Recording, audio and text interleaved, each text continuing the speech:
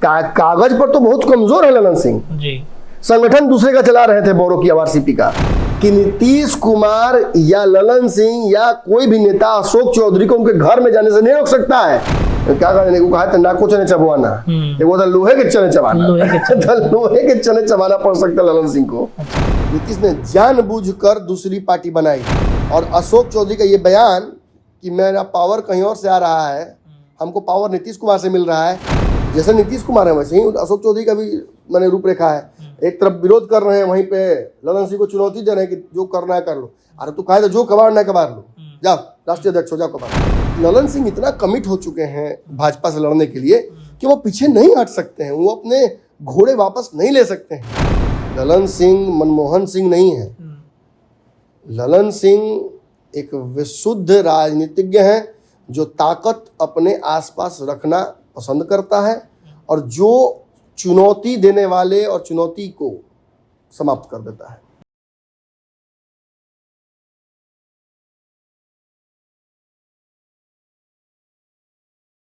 नमस्कार, पंचनामा देख रहे हैं आप, जहां पे हम करते हैं खबरों की चीड़फाड़। जदयू के अंदर बड़ी टूट होने वाली है, इसकी चर्चा अब होने लगी है। चर्चा तब और ज्यादा बढ़ती है जब बरबीघा से विधायक जो हैं वो अपने ही मंत्री के खिलाफ में मोर्चा खोल देते हैं। जिस तरीके से सुदर्शन ने मंत्री अशोक चौधरी को लेकर के बयान दिया, जो बातें सामने निकल के आई मीडिया के सामने में, वो साफ दर्शा रहा है कि जदयू के अंदर में बड़ी टूट हो सकती है। ललन सिंह का प्रकरण याद कीजिए, जब नीतीश कुमार के बैठक के दौरान ललन सिंह और अशोक चौधरी भिड़ गए थे आपस में, तब भी चर्चाएं हुई थी।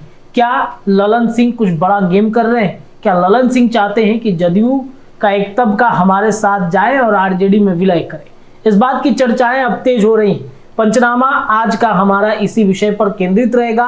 आज का जो टॉपिक है जो हमारे पास पंचनामा में आया है, वो टॉपिक ये है कि जदयू को तोड़ने में मोदी और लालू का हाथ, ललन नीतीश में बिगड़ गई है बात। हमारे साथ हमारे संपादक है डॉक्टर नमन मिश्रा। सर, इनके पास चलते हैं और समझने की कोशिश करते हैं, खबरों पर चीड़फाड़ करेंगे कि सर जदयू को तोड़ने में मोदी और लालू का हाथ है।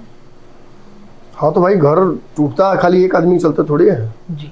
इंटरनल तो कॉन्फ्लिक्ट्स होते हैं, फैक्टर्स तो बाहर से काम करते हैं। नीतीश कुमार जब इस बार आए थे तो ऐसा थोड़ी है कि केवल भाजपा से नाराज होकर आए थे।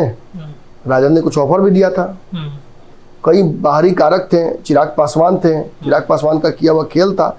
इन फैक्टर्स पर ही बेस कहीं ना कहीं उनका एक डिसीजन था कि भाई हम भाजपा के साथ रहेंगे तो स्वाभाविक नुकसान तो हुआ ही हुआ है, प्लस बाहरी फैक्टर भी हमारे खिलाफ काम कर रहे हैं। ऐसा ही इस बार हो रहा है जदयू में। इसमें कोई कंफ्यूजन या किसी को भी शक संदेह न रहे कि जदयू दो फाड़ हो चुकी है। कोई भी पार्टी जब इस तरीके से टूटती है तो उसकी ऑफिशियल घोषणा नहीं होती है कि भाई पार्टी टूट रही है, अपने तो साइड हो जाइए, हाथ दूर रहिए। तो वैसे तो पेड़ नहीं गिर रहा है, इंटरनल चल रहा है। निश्चित तौर पर अंदर अंदर गुटबाजियां हो रही हैं।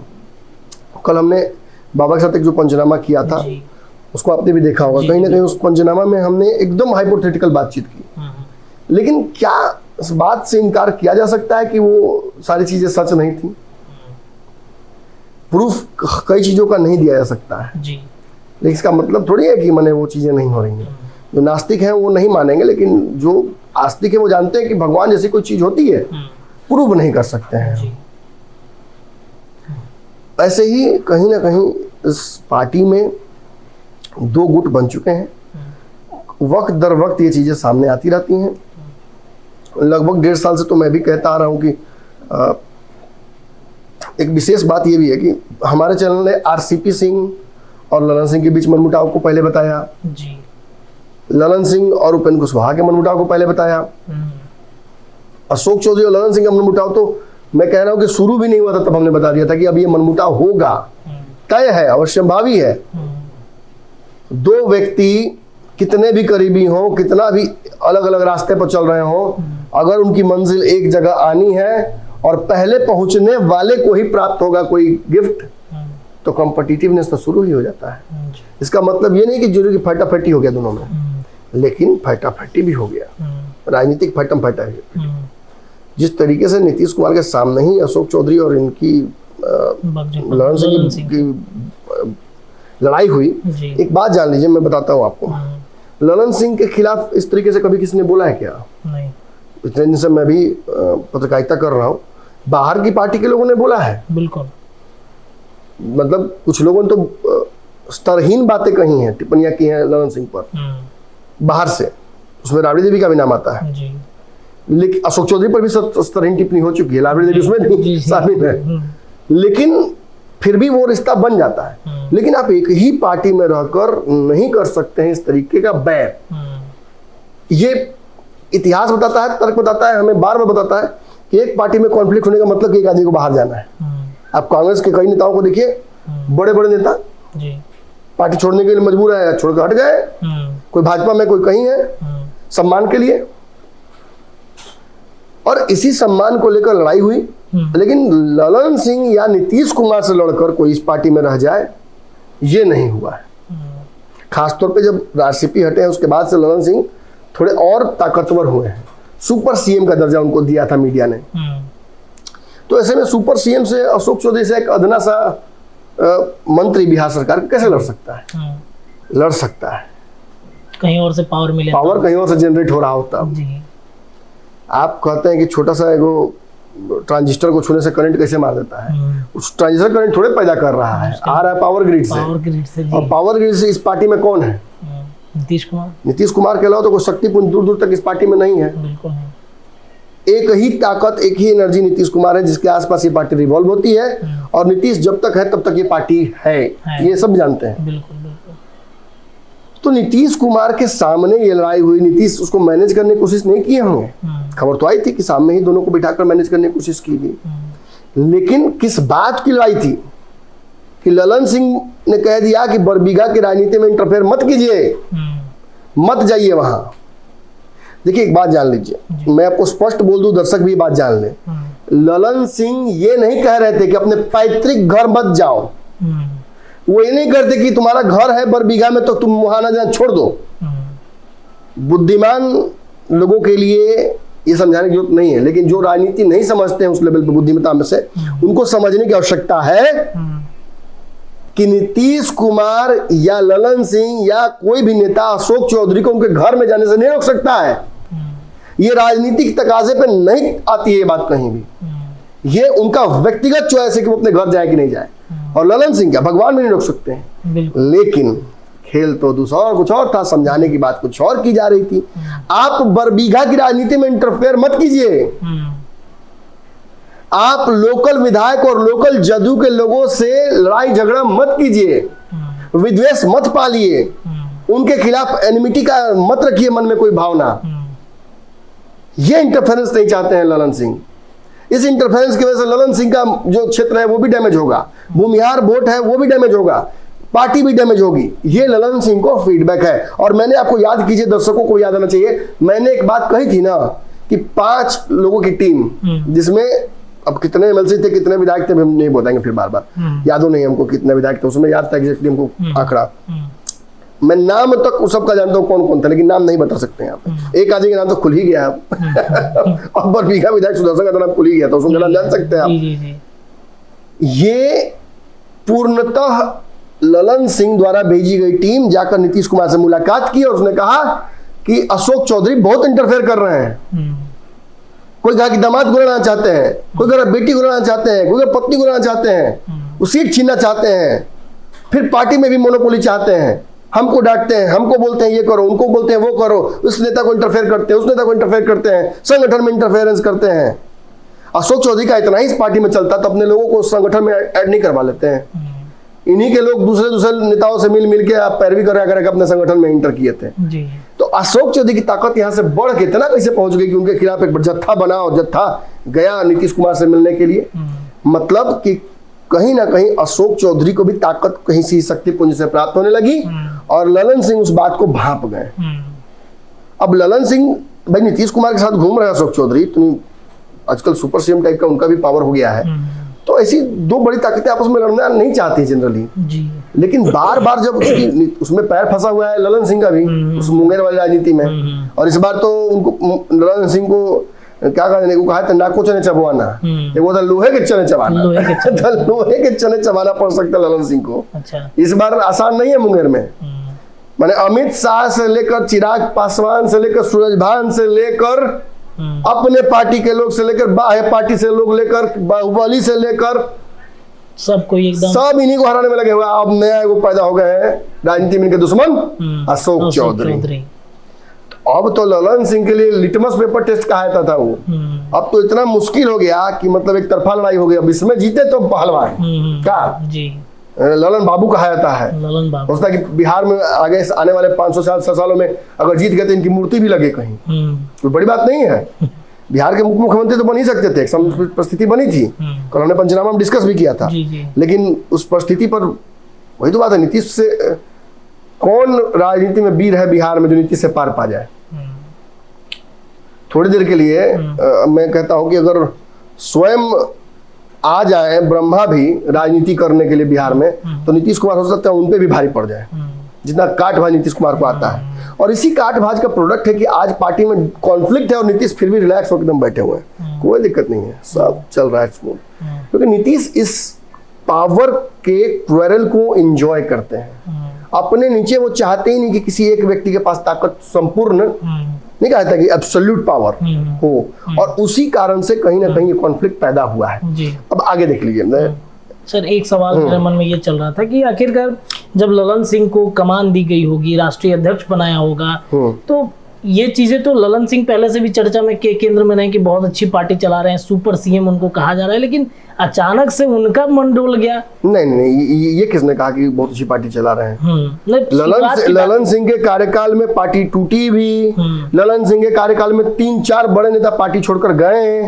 पार्टी के कई इलाकों में पूरा का पूरा संगठन ही टूट के चला गया, कोई आरसीपी के साथ, कोई उपेंद्र कुशवाहा के साथ। तो इनके साथ तो पार्टी में बहुत कुछ हुआ है, इसको आप ना नहीं कह सकते हैं। और दूसरी बात, राज्यों में पार्टी कमजोर हुई है, भाजपा के साथ गठबंधन टूटा, किसके रेजिम में टूटा? कागज पर तो बहुत कमजोर है ललन सिंह।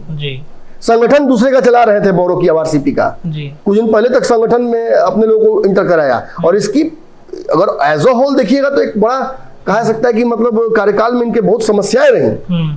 असम में हो, मणिपुर में हो, सब जगह के विधायक किसके रेजिम में भागे हैं? ललन सिंह के। निश्चित तौर पर कहीं ना कहीं ये तो बात समझ में आ रही है ना कि जितना सफल और जितनी ताकत इनको दी गई थी उतना सफल ये कार्यकाल नहीं रहा। ये बात भी सच है कि एक बहुत बुरे वक्त में इनके हाथ में पार्टी आई। आरसीपी सिंह जिस तरीके से पार्टी को तोड़ने की तैयारी कर रहे थे तथाकथित रूप से, और फिर उपेंद्र कुशवाहा भी एक मन में मनसा लेके बैठे हुए थे, उसके बाद पार्टी को निश्चित तौर पर उबारा इन्होंने। लेकिन बहुत योगदान कोई बहुत बड़ा इनमें नहीं है। संगठन कमजोरी हुआ, लोग घटे ही। कुल अगर कार्यकर्ता पहले अगर मान लीजिए 5 लाख होंगे एक एग्जाम्पल, तो अब घट के 3 लाख तक आ गए हैं। 2 लाख का ह्रास हुआ है शुद्धता इस पार्टी में। तो वो किसने किया? मैं ये नहीं करूँगी 2 लाख 5 लाख, मैंने एग्जाम्पल दिया है, एक्स मान के चलिए। तो ये आखिर हुआ क्यों? इन्हीं के कार्यकाल में हुआ। और अब आ रही है खबर कि भाजपा से रिश्ता टूट ही गया, सब हो ही गया, इंडिया गठबंधन में लेके गए, वहां भी कुछ नहीं मिला। ये भी आरोप इन्हीं पे लग रहा है। अब बच्चा खुचा एक आरोप था कि भाई पार्टी में कम से कम एक सौहार्द का माहौल तो था, तो वो भी खत्म हो गया इनकी और उनकी लड़ाई के बीच बात। देखिए, केवल अशोक चौधरी उनकी लड़ाई नहीं हुई है। हम नाम लेंगे तो कई नेता कहेंगे अरे हमारा कहाँ लड़ाई हुआ है। ढेर लोग सॉफ्ट खेलने की कोशिश करता है, लेकिन बात तो ढेर लोग सुना है। लड़ाई कई लोगों से हुई है और कई लोग इसी चलते साइड लाइन करके छोड़ दिए गए हैं पार्टी में। कुछ नहीं उनका बात चल रहा है पार्टी में। ये बात आखिर क्यों हुई? तो इसमें मोदी और लालू ने पार्टी तोड़ने की साजिश कैसे रच दी है सर? ये प्रश्न तो उठता है अपनी महत्वाकांक्षा में। मोदी तो यही चाहते थे कि इंडिया गठबंधन न बने। मोदी ये भी चाहते थे कि इंडिया गठबंधन बन गया तो नीतीश कुमार जैसे बनाए हैं वैसे इसको स्वाहा भी कर दें। G20 में बुलाना, इतना इज्जत मान देना, सॉफ्ट हो जाना, भाजपा का सेलेक्टिव क्रिटिसिज्म करना, इनके सहयोगियों द्वारा नीतीश के लिए रेड कारपेट बिछाना, ये सब उसी रणनीति का हिस्सा है कि नीतीश कुमार को इस तरफ लाने की कोशिश करते हो। देखिए, नीतीश कुमार को इस तरफ लाने का एक माहौल बनाना बस मात्र था। अब इसकी वजह से क्या हुआ कि देखिए, नीतीश कुमार एनडीए में चले जाएंगे तो घाटा किसका है? राजद का। राजद का है, बिल्कुल राजद का घाटा है। राजद के अलावा अगर किसी और का नाम लीजिएगा तो किसका लीजिएगा? राजद के अलावा ललन सिंह का? जी बिल्कुल। ललन सिंह, ये बात में कोई मैंने कंफ्यूजन नहीं रहे, इसमें कोई गलत बात नहीं है। ललन सिंह राजद के लगभग हो चुके हैं, वो राजद के साथ ही कंफर्टेबल फील कर रहे हैं, क्योंकि उनकी एक बड़ी लड़ाई लड़नी है, नरेंद्र मोदी को एहसास कराना है कि हमको मंत्री नहीं बनाए, बताते हैं तुमको। वो एक बदला लेने की मोटिव में से काम कर रहे हैं। ने तो आगे किया था ना कि ललन बाबू आगे आइए, ठीक है, मंत्री बनाते हैं, मंत्री को आरसीपी को बना दिया। ये लड़ाई यहीं की है। और फिर चिराग पासवान से जो एक नैरेटिव बना था, ये सब कुछ ललन सिंह इतना कमिट हो चुके हैं भाजपा से लड़ने के लिए कि वो पीछे नहीं हट सकते हैं, वो अपने घोड़े वापस नहीं ले सकते हैं। और वहीं पार्टी में एक बड़ा गधड़ा है जो कंफर्टेबल फील करता है एनडीए में। वर्तमान में राजद की स्थिति ना आर्थिक ऐसी है ना राजनीतिक ऐसी है कि वो नीतीश को चुनौती कर सके।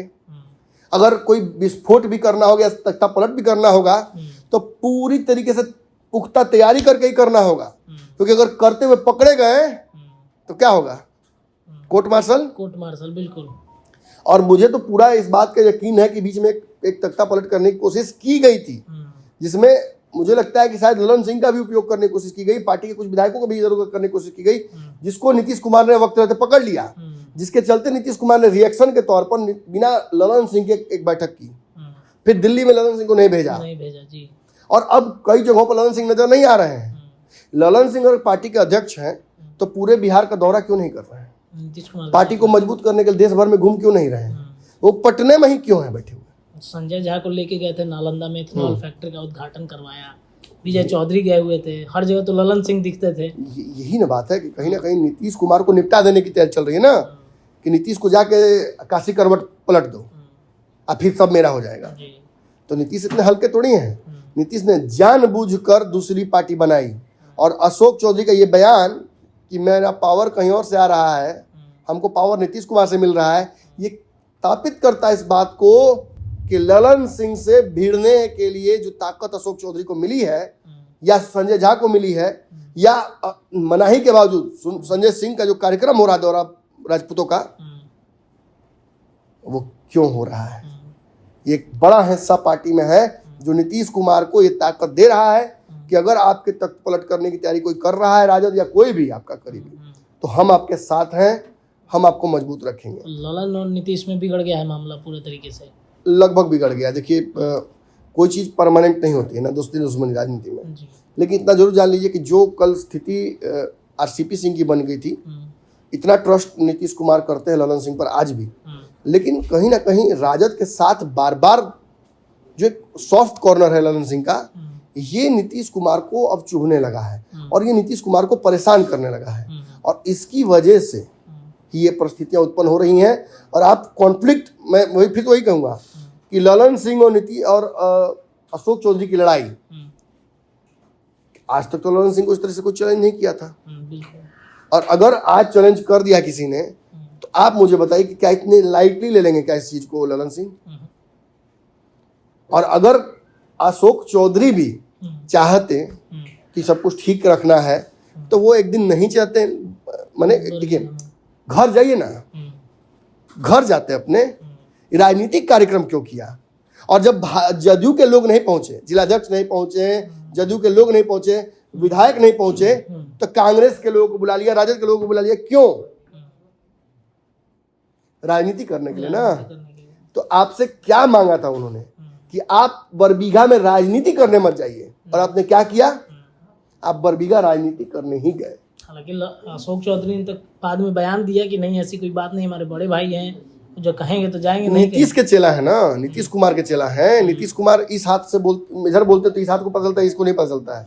अशोक चौधरी भी उसी से सीख रहे हैं, सीधा एकदम थान से दूध पी रहे हैं। सोचना क्या है, जैसे नीतीश कुमार है वैसे ही अशोक चौधरी का भी मैंने रूपरेखा है। एक तरफ विरोध कर रहे हैं, वहीं पे ललन सिंह को चुनौती दे रहे हैं कि जो करना है कर लो। अरे तू कहे तो जो कबाड़ना है कबाड़ लो, जाओ राष्ट्रीय अध्यक्ष हो जाओ, कबाड़ लो, हम जाएंगे, राजनीति भी करेंगे। तो क्या इससे निष्कर्ष निकलता है? निश्चित तौर पर यह निष्कर्ष निकलता है कि राष्ट्रीय अध्यक्ष होंगे अपने घर के। जब पटिए क्षेत्रीय है तो राष्ट्रीय अध्यक्ष किस काम के? अब हाँ, ये बात जरूर मैं कहूँगा फिर जाते जाते कि ललन सिंह आरसीपी सिंह नहीं है। ललन सिंह जॉर्ज फर्नांडिस नहीं है, ललन सिंह मनमोहन सिंह नहीं है। ललन सिंह एक विशुद्ध राजनीतिज्ञ है जो ताकत अपने आसपास रखना पसंद करता है और जो चुनौती देने वाले और चुनौती को समाप्त कर देता है। तो ऐसे में अब ललन सिंह के लिए भी बड़ी चुनौती खुद हो गई कि एक सामने आदमी आपको इतना चुनौती दे रहा है, इतना आपको ललकार रहा है, आप क्या बिगाड़ सकते हैं? बिगाड़ के दिखाइए। तो क्या बिगड़ेगा? अब यहाँ सब समझ रहे हैं ना, सभी समझदार जानते हैं कि पार्टी अब दो फाड़ होनी तय है। हो सकता है नीतीश कुमार बचा ले पार्टी को, ललन सिंह को ही साइड कर दिया जाए। नीतीश परिस्थितियों के आधार पर सब कुछ करेंगे, किसी न किसी की कुर्बानी जरूर जाएगी, लेकिन अब किसकी होगी वो समय बताएगा। चलिए, तो किसकी कुर्बानी जाएगी समय बताएगा। तमाम विषयों पर चिलफाड़ हो चुका है, स्थितियां बता दी गई हैं कि क्या भविष्य में हो सकता है। नीतीश कुमार कुछ बड़ा फैसला लेंगे या फिर ललन सिंह गेम कर देंगे। फिलहाल पंचनामा में इतना ही। अपनी राय जरूर रखिएगा। देखते रहिए पंचनामा। बहुत बहुत धन्यवाद।